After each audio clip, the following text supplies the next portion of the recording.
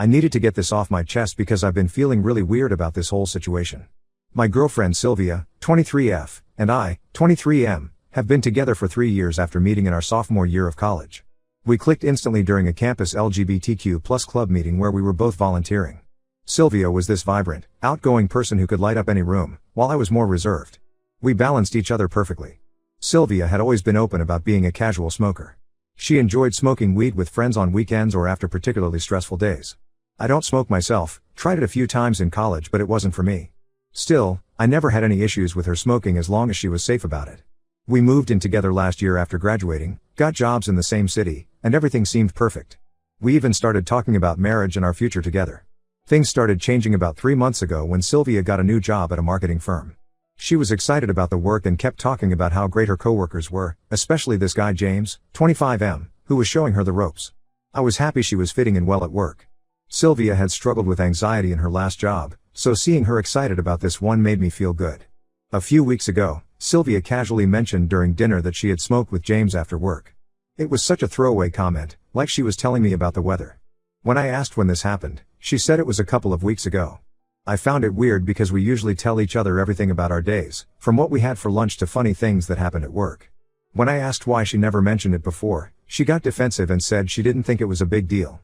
I tried explaining that I wasn't mad about the smoking itself but about her not telling me. She just brushed it off saying she's allowed to do things without reporting every detail to me. The thing is, Sylvia and I have always been super open with each other. We share everything. When I go out for drinks with classmates or colleagues, I always text her updates or tell her about it later, not because I have to but because I want to. It's just how our relationship has always been. So this felt really out of character. I started paying more attention after that incident and noticed some changes in her behavior. She had been staying late at work more often, saying she was hanging out with coworkers. She would come home smelling like weed but wouldn't mention smoking with anyone. Her phone was always face down now, and she had started taking it with her even just to go to the bathroom, something she never did before. Last week, I saw some messages pop up on her phone when she was in the shower.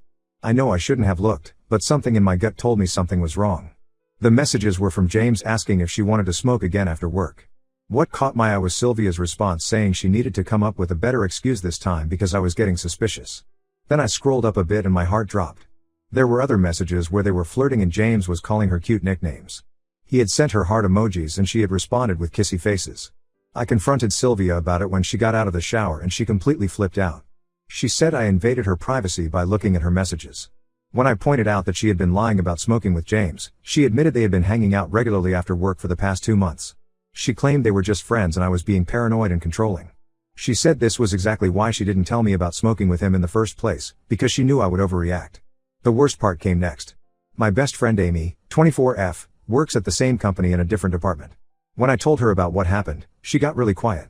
After some pushing, she finally told me that she had seen Sylvia and James being very close at work. They would always take lunch breaks together, and she had spotted them holding hands in the parking lot once. Amy didn't tell me earlier because she wasn't completely sure if something was going on and didn't want to cause problems without proof. She also mentioned that several other coworkers had commented on how close Sylvia and James seemed. I feel completely betrayed. Not just by Sylvia but also by Amy for keeping this from me. Sylvia and I had talked about marriage just a few months ago. We even picked out rings together at a local jewelry store. We had plans to get married next year and had already started looking at venues. Now I don't know what to believe anymore. Sylvia is still saying nothing happened between her and James but I can't trust her after all the lying. I packed a bag and I'm staying at my sister's place right now. Sylvia keeps calling and texting saying we need to talk and that I'm overreacting. She says I'm throwing away 3 years over nothing and that I'm being immature by not coming home to talk it out. Part of me wants to believe her but the other part knows there's more to this story that she's not telling me. The Sylvia I knew would never hide things from me or gaslight me like this. My sister thinks I should end the relationship because trust is already broken, but it's not that simple. We have a life together, a shared apartment, shared friends, even a cat we adopted together. Plus, I still love her despite everything. I don't know what to do next. I'll write a more detailed version of Update 1 while keeping the same narrative flow and emotional impact. Update 1. It's been 2 weeks since my last post and things have gotten even messier. After staying at my sister's for a few days, Sylvia kept bombarding me with messages saying we needed to talk in person. She said texts and calls weren't enough to explain everything, and she wanted to clear the air.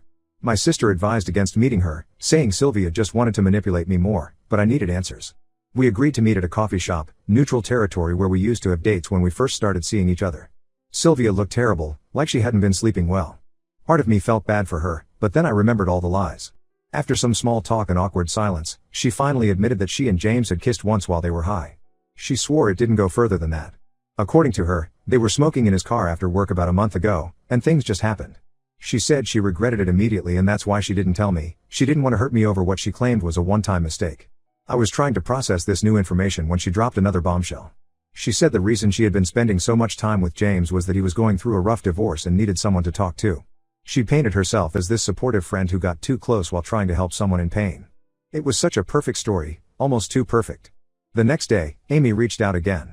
She had been feeling guilty about not telling me everything earlier and couldn't keep quiet anymore. What she told me made me realize just how deep Sylvia's lies went. Apparently, Sylvia and James had been spotted making out in his car multiple times in the office parking lot, not just once like she claimed. Other coworkers had seen them getting coffee together before work, taking long lunch breaks, and leaving together almost every evening. The worst part? Sylvia had been telling people at work that we were in an open relationship. She had apparently told everyone that I was completely fine with her seeing other people and that we had a modern, progressive relationship. Some coworkers even thought I was cool with everything because Sylvia would occasionally mention plans with James in front of others while texting me about working late. When I confronted Sylvia with this new information, she finally broke down.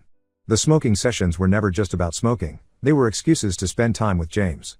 They had been sleeping together for the past 3 months, pretty much since she started the new job. She admitted she developed feelings for him right away but didn't know how to end things with me because our lives were so intertwined. Then came the most shocking revelation. Sylvia had already moved some of her clothes and personal items to James's apartment. She had been slowly moving things out when I was at work, preparing for an eventual breakup. The only reason she hadn't left yet was because of her sister's wedding next month. She didn't want to cause family drama before the big day, so she was planning to wait until after the wedding to tell me everything. I asked her about all the wedding venues we had looked at together, the rings we had picked, the future we had planned. She just cried and said she got carried away with the planning because she didn't want to hurt me. All those times we talked about our future together, she was already planning her exit. I'm devastated but also angry. Not just at Sylvia but at myself for being so blind. All the signs were there, the late nights, the secretive behavior, the sudden protectiveness of her phone, the way she stopped sharing details about her day. I just didn't want to see them. I kept making excuses for her behavior, telling myself she was just busy with the new job or stressed about work. My sister was right, Sylvia just wanted to meet so she could control the narrative. She only admitted to things I could prove and tried to minimize everything else. If Amy hadn't come forward with the whole truth, I might have actually believed Sylvia's story about one drunken kiss and supporting a friend through divorce. I'm back at my sister's place now, and this time I'm not going back. Sylvia keeps sending messages saying she knows she messed up but that she still loves me and maybe we can work things out after some time apart. She even suggested couples counseling. But how do you come back from months of lying and cheating? How do you trust someone who could look you in the eye and plan a wedding while sleeping with someone else? The hardest part is facing our shared friends and family. Some of them think I should give her another chance because everyone makes mistakes. They don't understand that this wasn't just a mistake, it was months of calculated deception. Every time she came home late, every text about working overtime, every kiss goodbye in the morning, it was all part of the lie. I've started looking for my own apartment. I can't go back to our shared place, too many memories, too much pain. My sister says I can stay with her as long as I need, but I need to start fresh somewhere new. Somewhere without reminders of Sylvia and our life together. Update 2: It's been 2 months since everything blew up and my life has changed completely. After our last confrontation, Sylvia moved out while I was at work one day. I came home to find half our apartment empty. She had taken all her things, including some items we had bought together. She left her key on the kitchen counter with a letter saying she was sorry but she and James were going to try having a real relationship. In the letter, she also revealed something that made my blood boil. She had told her family and friends that we broke up because I was controlling and paranoid. She claimed I had been checking her phone constantly, tracking her location, and forbidding her from having male friends. None of this was true, but she needed a way to explain our sudden breakup without admitting to her affair. Her story spread quickly through our social circle. Her sister, who was always close to both of us, has been posting passive-aggressive comments about toxic relationships and emotional abuse on social media. Several mutual friends have unfollowed me and stopped responding to my messages. Even some of my own friends seemed unsure about what to believe. The most painful part was losing Amy's friendship. After telling me about Sylvia and James, she stopped talking to me completely. She said she felt too guilty about keeping their secret initially and that being around me reminded her of her own role in everything. I understand her feelings, but it hurts to lose my best friend on top of everything else. Yesterday brought another twist to this whole mess. I ran into James's ex-wife Lisa at a coffee shop. I almost left when I recognized her from photos, but she approached me first. She had heard about me from their mutual friends and wanted to talk. What she told me made everything make more sense. Apparently, this wasn't the first time James had done this. He has a pattern of pursuing women in relationships, especially at work. Lisa told me he did the same thing to her, started as friendly smoke sessions after work, then emotional support during tough times, and eventually turned into an affair. When she found out about him and Sylvia, she wasn't even surprised. According to Lisa, James loves the chase and the secrecy but gets bored once the relationship becomes real. She gave him 3 years of her life before finding out about his multiple affairs with coworkers. Sylvia wasn't special, she was just his latest target. When I told Lisa about Sylvia moving in with him, she actually laughed and said to give it 3 months tops. The conversation with Lisa made me realize how similar Sylvia and I were to Lisa and James. Both relationships destroyed by the same person, both of us painted as the villains in our own stories. Lisa seems to have moved on and rebuilt her life, which gives me hope that I can do the same. I've started documenting everything, screenshots of messages, emails, conversations with coworkers who knew about the affair. Not because I plan to use them, but because Sylvia's lies about me being abusive are affecting my relationships and potentially my reputation. Some of our mutual friends have already reached out to apologize after hearing other versions of the story that conflict with Sylvia's claims. The apartment feels empty now, even though I've rearranged everything and removed all traces of Sylvia. Her cat, the one we adopted together, clearly misses her.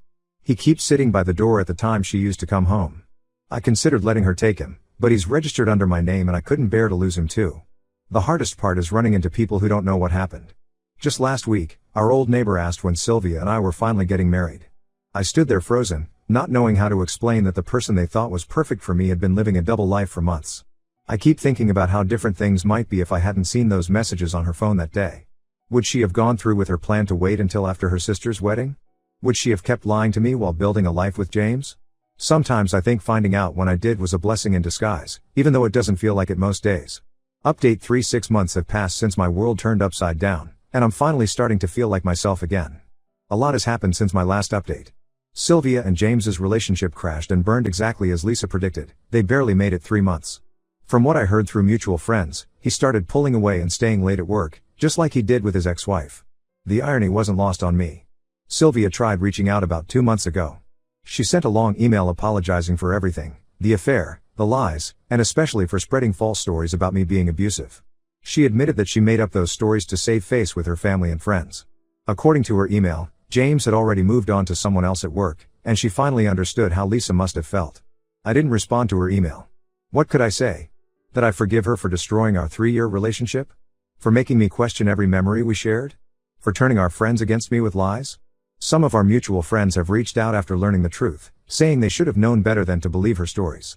I'm polite when I run into them, but I'm not interested in rebuilding those relationships. I've made some positive changes in my life. I got a promotion at work and used the salary increase to move to a new apartment in a different part of town. It's smaller than our old place, but it's mine, and there are no memories of Sylvia here. The cat adjusted well to the new space, and he finally stopped waiting by the door for her to come home. Amy reached out recently too.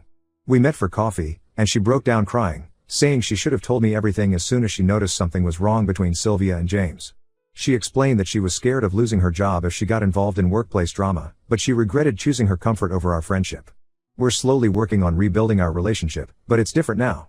Trust, once broken, takes time to repair. Sylvia's sister eventually apologized for her social media posts. She had recently caught her own boyfriend cheating and realized how wrong she had been to judge me without knowing the full story. She even offered to publicly clear my name, but I declined. I'm done with the drama and public spectacles. The whole experience changed me in ways I'm still discovering. I'm more cautious now, but not bitter. I've started dating again, casually, and I'm upfront about my boundaries and expectations. When people ask about Sylvia, I tell them the truth without emotion. She cheated, she lied, and we're better off apart. Lisa and I still meet for coffee occasionally. There's something comforting about talking to someone who truly understands what you've been through. She's engaged now to someone who respects her, and seeing her happy gives me hope for my own future. Sometimes I still get angry thinking about how Sylvia tried to destroy my reputation to cover up her own mistakes. But mostly, I'm just grateful I found out who she really was before we got married. The pain of ending a 3-year relationship is nothing compared to the pain of divorcing someone who could lie so easily. I don't know what the future holds, but for the first time in months, I'm excited to find out. My life isn't perfect, but it's mine, and that's enough for now.